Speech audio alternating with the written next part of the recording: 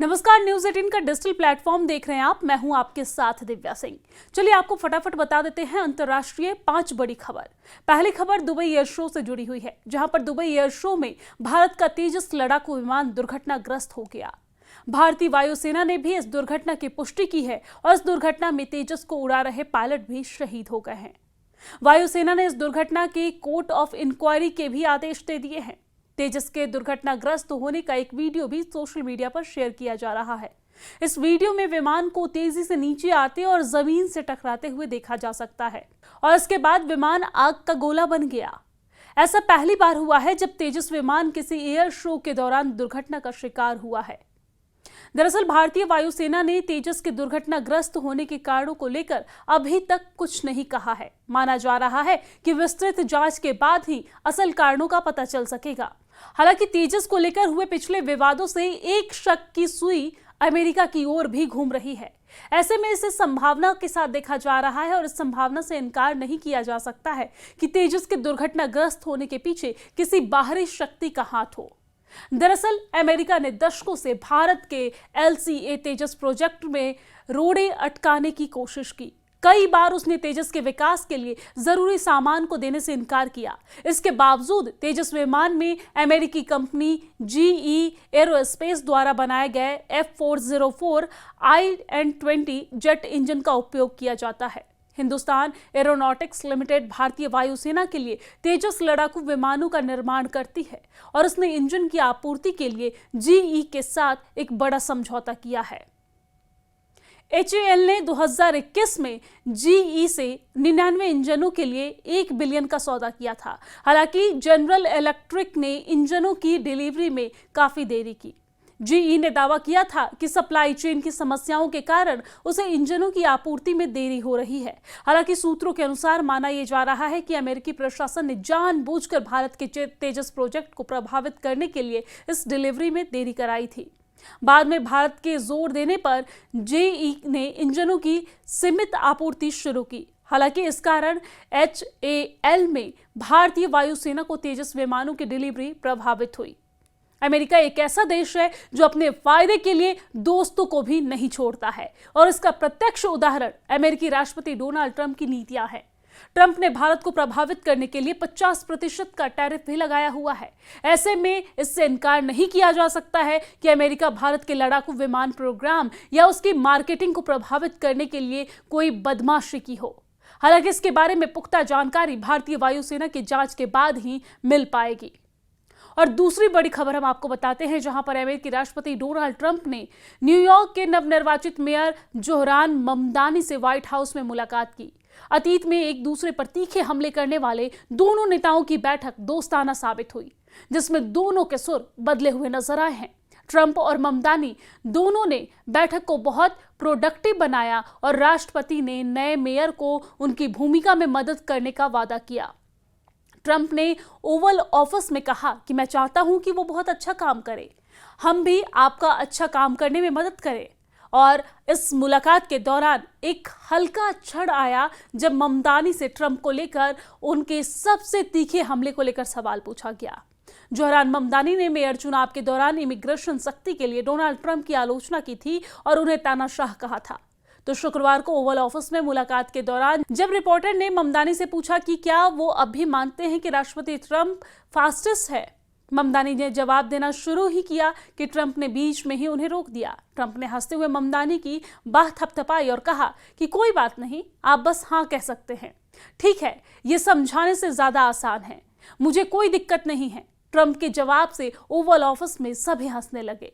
ममदानी ने धीरे से जवाब दिया, ठीक है, हाँ। ममदानी से ट्रंप को अत्याचारी और तानाशाह कहने वाले उनके बयानों के बारे में भी पूछा गया, जिस पर उन्होंने कहा कि उनकी बातचीत राजनीतिक मतभेदों पर नहीं बल्कि न्यूयॉर्क के लोगों की सेवा करने और उनके साझे मकसद पर केंद्रित थी। इस पर फिर ट्रंप ने मजाक करते हुए कहा, मुझे तानाशाह से भी बुरा कहा गया है, इसलिए ये उतना अपमानजनक नहीं है। ट्रंप ने यह भी कहा कि उन्हें उम्मीद है कि ममदानी के विचार बदलेंगे, जैसे ऑफिस में आने के बाद खुद ट्रंप के बदल गए। उन्होंने कहा, मुझे लगता है कि असल में कुछ कंजर्वेटिव लोगों को हैरान कर देंगे। मीटिंग में एक दूसरे की तारीफ, मुस्कुराहट और सहयोग के वादे के साथ खत्म हुई है मीटिंग और महीनों तक तीखे हमले करने वाले ट्रंप ने कहा कि वो असल में कई मुद्दों पर ममदानी से सहमत हैं। उन्होंने आगे कहा कि आप जानते हैं, हमारी कुछ दिलचस्प बातचीत हुई और उसके कुछ आइडिया असल में वही हैं जो मेरे हैं। राष्ट्रपति ने यह भी कहा है कि वो चाहते हैं कि ममदानी अच्छे से काम करे। और तीसरी बड़ी खबर अब हम आपको बताते हैं यूक्रेन से जुड़ी हुई, जहां पर यूक्रेन के राष्ट्रपति वोलोदिमीर ज़ेलेंस्की ने कहा है कि उनका देश इतिहास के सबसे मुश्किल पलों में से एक का सामना कर रहा है। ज़ेलेंस्की ने यह टिप्पणी अमेरिकी राष्ट्रपति डोनाल्ड ट्रंप के यूक्रेन युद्ध को खत्म करने के लिए पेश की गई शांति योजना को लेकर की है। ट्रंप ने पीस प्लान को स्वीकार करने के लिए ज़ेलेंस्की को गुरुवार 27 नवंबर तक का समय दिया है, वरना अमेरिकी समर्थन वापस लेने की धमकी दी है। यूक्रेन युद्ध को खत्म करने के लिए ट्रंप ने 28 सूत्रीय शांति योजना पेश की है, जिसे आमतौर पर रूस के हक में माना जा रहा है। रूसी राष्ट्रपति पुतिन ने ट्रंप के पीस प्लान का स्वागत किया है। ट्रंप की शांति योजना को यूक्रेन के लिए अपमानजनक माना जा रहा है और इसके तहत यूक्रेन को अपनी जमीन रूस को देनी होगी, नाटो में शामिल न होने पर सहमत होगा और मॉस्को का अंतर्राष्ट्रीय समुदाय में वापस स्वागत किया जाएगा। देश के नाम संबोधन में ज़ेलेंस्की ने कहा कि यूक्रेन पर अब दबाव सबसे ज्यादा है। यूक्रेन को बहुत मुश्किल चुनाव करना पड़ सकता है, या तो अपना सम्मान खोना पड़ेगा या एक अहम पार्टनर को खोने का खतरा होगा। ज़ेलेंस्की ने जोर देते हुए कहा है कि वो अपने देश के साथ धोखा नहीं करेंगे। तो तीन ये बड़ी खबर थी। चौथी खबर हम आपको बता देते हैं। अमेरिका से जुड़ी ये बड़ी खबर है, जहां पर अमेरिकी राष्ट्रपति ट्रंप के यूक्रेन युद्ध रोकने के लिए पेश किए गए पीस प्लान ने व्लादिमीर पुतिन को खुश कर दिया है और इस योजना को रूस के लिए फायदे का सौदा बताया जा रहा है। अमेरिकी शांति योजना पर प्रतिक्रिया देते हुए रूसी राष्ट्रपति पुतिन ने कहा है कि डोनाल्ड ट्रंप का 28 पॉइंट पीस प्लान यूक्रेन में आखिरी शांतिपूर्ण समझौते का आधार बन सकता है। इसके साथ ही उन्होंने कीव को खुली धमकी भी दी है कि अगर कीव ने इससे इनकार किया तो रूसी सेना उनके और भी इलाकों पर कब्जा करेगी। पुतिन ने इस बात की पुष्टि की है कि मॉस्को को यूक्रेन में शांति के लिए अमेरिका का प्रस्ताव मिल गया है। पुतिन ने सरकारी टीवी पर सीनियर अधिकारियों से कहा कि मेरा मानना है कि इसे आखिरी शांतिपूर्ण समझौते के आधार के तौर पर इस्तेमाल किया जा सकता है।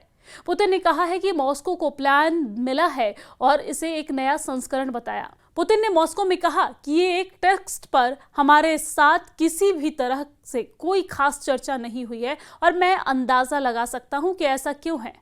अमेरिकी प्रशासन अभी तक यूक्रेनी पक्ष की सहमति नहीं ले पाया है। यूक्रेन इसके खिलाफ है। पुतिन ने कहा है कि जाहिर है कि यूक्रेन और उसके यूरोपियन सहयोगी अभी भी भ्रम में है कि युद्ध के मैदान में रूस को रणनीतिक हार देने का सपना देख रहे हैं।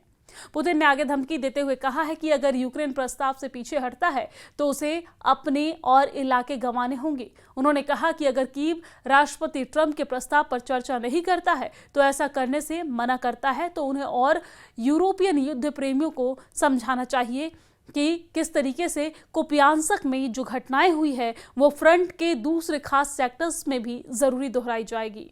उन्होंने कहा है कि रूसी सेना यूक्रेन में आगे बढ़ रही है और जब तक शांति नहीं होगी तब तक आगे बढ़ती रहेगी। और पांचवी बड़ी खबर अंतर्राष्ट्रीय पाकिस्तान से जुड़ी हुई है, जहां पर पाकिस्तान ने शुक्रवार को कहा है कि वो अमेरिका के राष्ट्रपति डोनाल्ड ट्रंप के इस दावे पर भरोसा करता है कि भारत ने उन्हें आश्वासन दिया है कि वो पाकिस्तान के खिलाफ युद्ध नहीं छेड़ेगा। विदेश कार्यालय के प्रवक्ता ताहिर अंद्राबी ने साप्ताहिक प्रेस वार्ता में ट्रंप की टिप्पणी के बारे में पूछे गए सवाल पर कहा कि हमें अमेरिका के राष्ट्रपति की बातों को विश्वसनीय मानते हैं। ट्रंप ने बुधवार को दावा किया है कि प्रधानमंत्री नरेंद्र मोदी ने उन्हें फोन करके कहा था कि हम युद्ध नहीं करेंगे। भारत किसी तीसरे पक्ष के हस्तक्षेप से लगातार इनकार करता रहा है और इससे पहले ट्रंप ने कई बार यह भी दावा किया है कि उनके हस्तक्षेप के कारण ही भारत और पाकिस्तान में संघर्ष विराम हुआ था। उन्होंने अपने इस दावे को दुनिया के कई मंचों पर दोहराया भी है।